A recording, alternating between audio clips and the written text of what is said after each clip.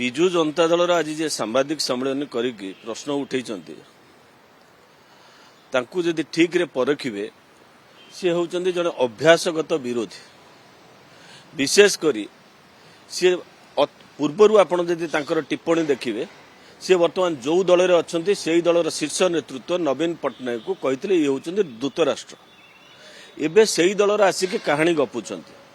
जेहेतु एभली कहानी से गपुचंती मु भाबुची एटा शैतान वेदपाठ सदृश जे एभली कथा से कहउचंती से जो दल रे अछंती वर्तमान सेही दलर 24 वर्षर सरकार थिला कौन करथिले दिन दी परे समग्र भारत वर्ष रे कोठी हेइने जने मंत्री की गुली करके हत्या करा जायथिला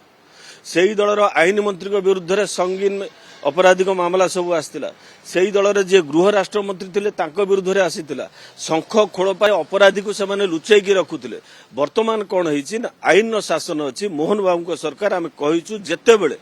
कोनोसी जगह रे ये होछि लोकंक सरकार अपराधी सहित जी भी अपराधी करू ताकू जेल दंडादेश समस्त जेल भितर रहिछन्ति लोकंक सरकार रे कोउट कोन होछि ताकू मु भाबुची बिजु जनता दल तक नाही जहा किछि अछि